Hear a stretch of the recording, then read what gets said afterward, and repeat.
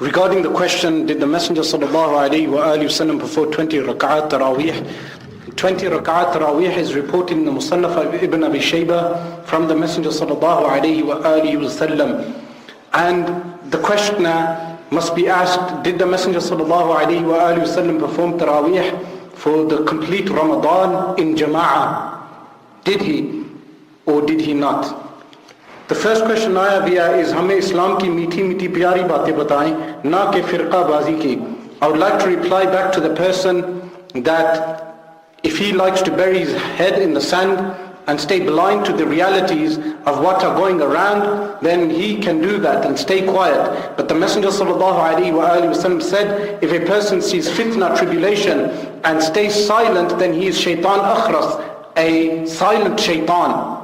And anything which I have mentioned in the speech which is incorrect, then that person should come to me and show me how anything which I have pointed out regarding anyone, how that thing is incorrect regarding that person or individual.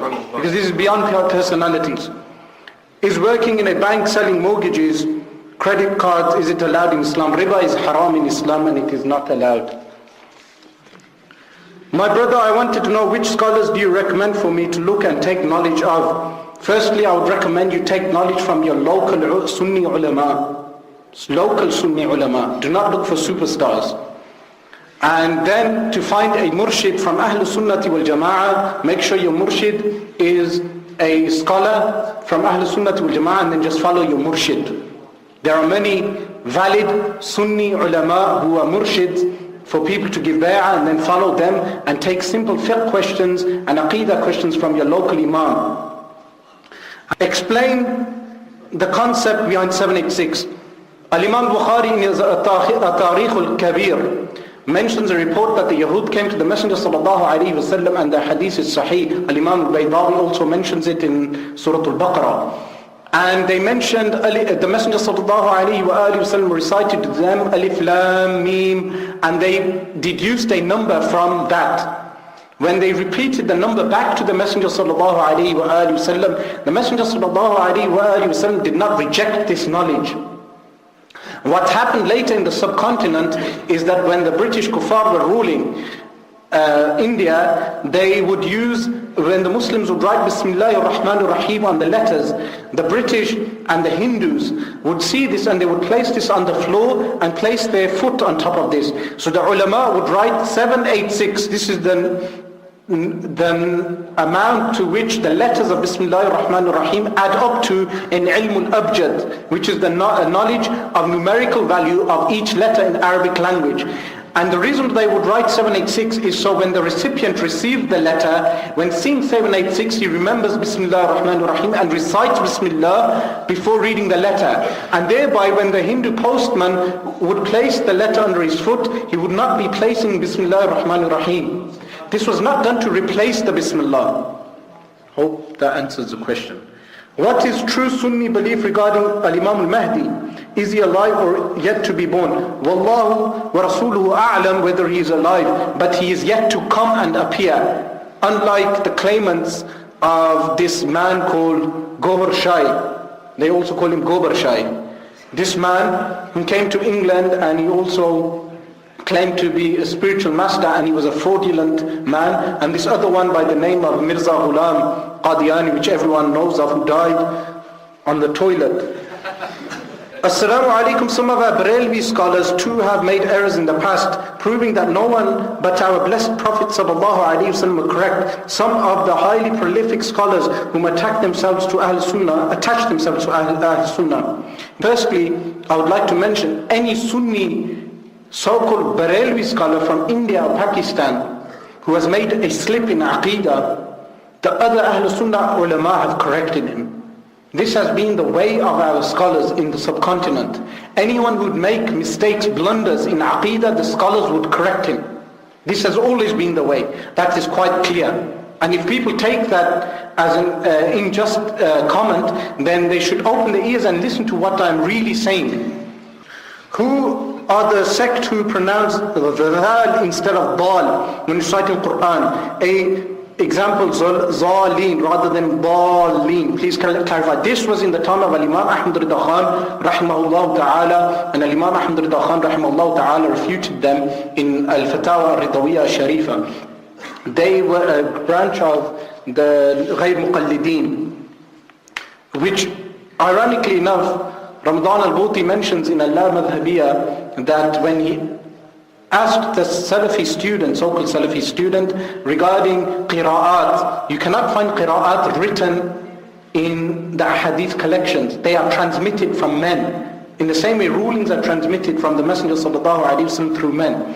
What should one do if people in his or her extended family are deviators, they are Deobandis? Thank you. You should take them to an alim, a real alim, like someone is sick in your family, you take them to a doctor. Then Diabina and Shia are also a sickness, so you should take them to an alim to resolve their sickness. If they refuse to go to your alim, then you know that they are really deviated, and you should avoid them. A bit about the HT movement. This is a political movement. A man by the name of Anjam Chowdhury, who leads Al-Muhajirun group, and also they call themselves Al-Ghuraba. They came to Birmingham. I went to the deviant man, and he rejects ijma'. Firstly, he rejects ijma'. He says there's only ijma' al-Sahaba. This is one bid'ah. Number two, he says there are hadiths which are weak in Bukhari and Muslim. I debated in there in Al-Amraq, and there were many brothers there who witnessed the debate. Unfortunately, the debate was not recorded, but I am always open to debate this deviant individual.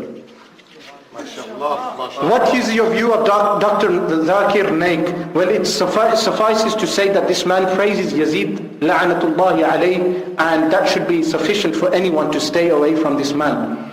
You see, they come with, like a deviant person will not present himself by saying his gross statement straight away. He would present himself by defending the deen. Now let me remind you of something.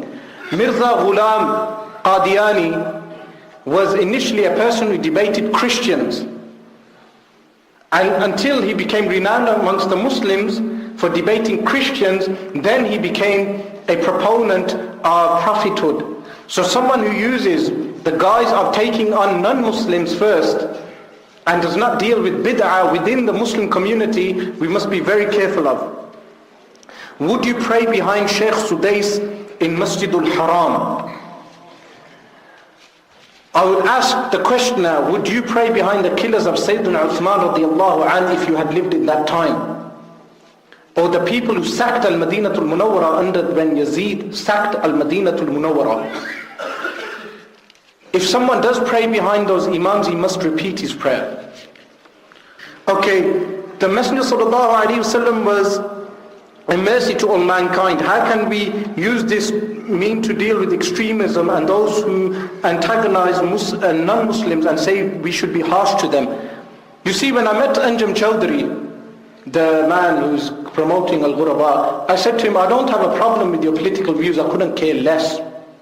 The problem I have with you is your statements regarding the Messenger sallallahu alaihi wasallam.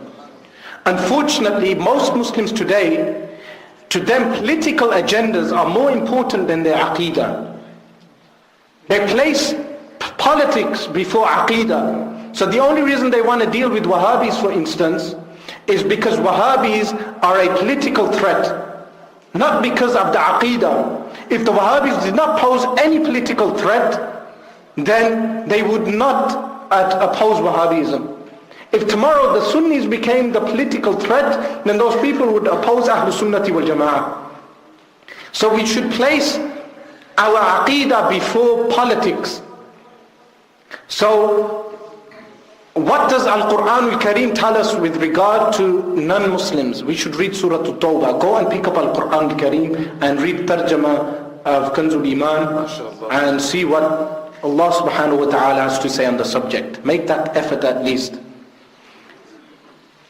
If the Messenger sallallahu alayhi wa sallam had the knowledge of the unseen, why did Sayyidina Jibreel alayhi salam keep coming to Sayyidina Rasulullah sallallahu alayhi wa sallam what to say and do?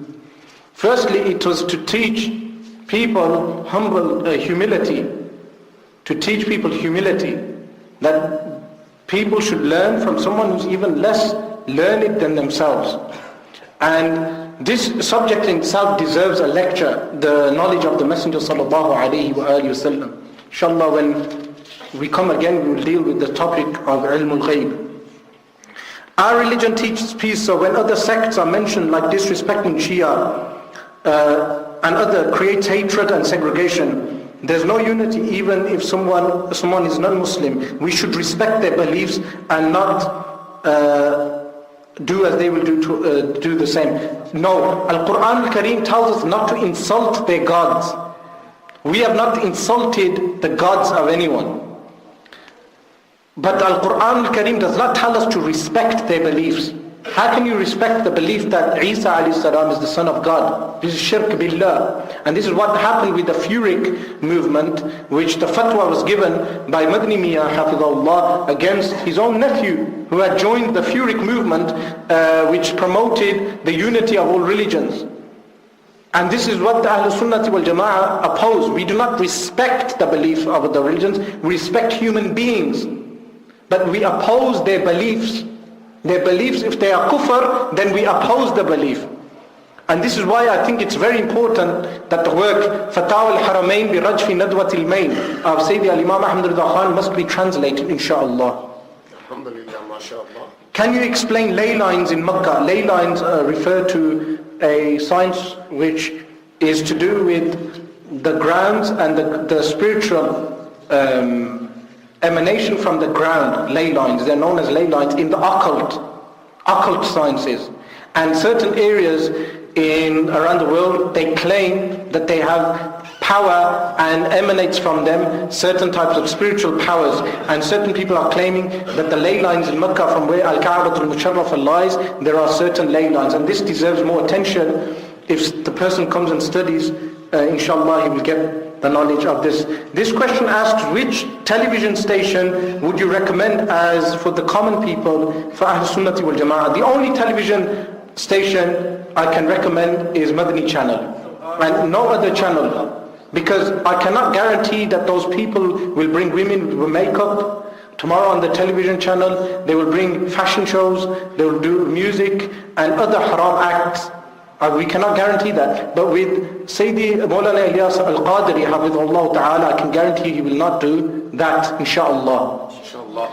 The other thing is, pictures and videos are differed over amongst the scholars of Ahl Sunnati wal Jama'ah. Sayyidi Mufti Akhtar Raza Khan, Hafidhullah Ta'ala, is of the opinion that pictures and videos are haram. And this is a valid view of Ahl Sunnati wal Jama'ah, if not the strongest view. And Faith Ahmad Awezi Hafidhullah Ta'ala also carries this view. But if you do follow the other fatwa, then the only channel I can give a guarantee of is Madani channel. MashaAllah. Can you please appoint anybody as an imam, little or no knowledge of fiqh? No, you cannot. How important is it to invite women in the masjid? Well, it depends what those women want to do in the masjid. If they want to chat in the masjid, then it's not important at all. But if it's to learn the religion, then it's very important. Which I expect the aim is. Do you think women are inferior to men? No, I do not. Why would I think that? Is there any evidence of Eid Miladun Nabi in Quran and Hadith? Yes, there is. This, you can go and listen to lectures of Sayyidi Abu al-Huda al-Yaqubi and other scholars which they present the evidences of Mawlid al-Nabi. Should we give donations to Wahhabi Deobandi mosques? No. You want people to promote Hifdhul Iman? You want people to promote the works of Ambedwi and other deviant people, or the works of Al-Albani and others? Then why are you giving them money? Give money to the Sunni masajid. Last question, is there a hadith regarding a group of people who will emerge from Najd, who with big beards, no hair, short hair, and mihrabs on their foreheads? This was when the Prophet ﷺ. Is this authentic? Yes, it is. I mentioned this in the speech. Do people not listen carefully? I mentioned that the hadith pertaining to the Khawarij can be found in the 6 books of hadith and can be found in the Musnad of Imam Ahmad to the exact detail how they look like. And even one of the Wahhabi scholars, the Tuwajiri, mentions this in his work, Ithaf al-Jama'ah.